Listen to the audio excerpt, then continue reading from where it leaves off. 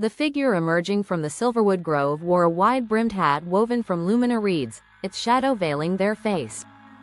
Chiron's hand instinctively tightened around the hilt of his Zetsuken, though a strange stirring rippled through him, an old memory, faint and fragile, brushing the edges of his mind like a ghost. The figure stopped a few paces away, then lifted their head. As the waning light of the twin suns broke through the trees, it illuminated a face he had thought lost to time. Sarun, he whispered, the name escaping his lips like a prayer. It was her, his dearest companion from a life now shrouded in sorrow. Together, they had forged a bond stronger than steel, fighting shoulder to shoulder against the tide of darkness, dreaming of a future built on honor and glory. But now, as he looked into her eyes, he saw no trace of the warmth he had once cherished. Instead, they burned cold and sharp, glinting like frost-kissed blades under the light of a winter moon. Her face was harder now, shaped by the cruel hand of time and war. A faint, dark sigil glimmered at the edge of her cheek, a mark of a pact forged with something beyond mortal comprehension. "It's been a long time, Chiron," she said. Her voice carried the cadence of familiarity but was weighted with an edge that struck his heart like an unseen dagger. Chiron took a cautious step forward, his voice faltering. "What are you doing here? After all this time?" "I thought," she interrupted him, her tone flat, almost venomous. "That I was still loyal to our cause? That I was still the woman you knew?" Confusion and pain tightened Chiron's chest. "What are you saying? You were always loyal, Sarun. We fought together, dreamed together, we fought for illusions." She spat, her voice rising, charged with bitterness and power. Her hand moved to the hilt of her blade, which radiated faint tendrils of dark ether. "Do you not see? All we bled for, all we sacrificed, was for nothing.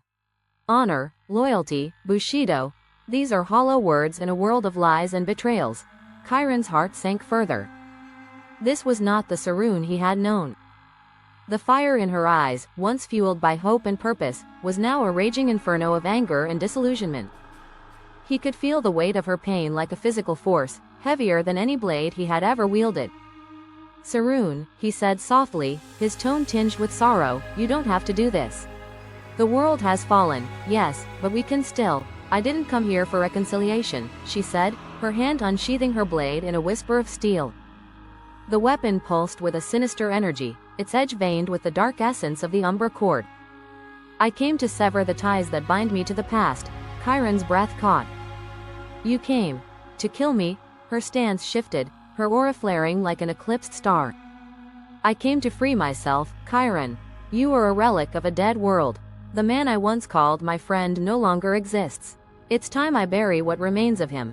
Chiron's mind raced, searching for a way to reach her.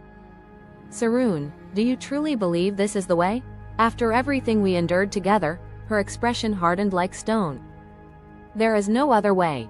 The grove fell into a tense silence, broken only by the faint hum of their blades, each charged with energy, the luminous runes of Chiron's Zetsuken glimmering faintly in defiance of the ethereal shadows snaking along Sarun's sword.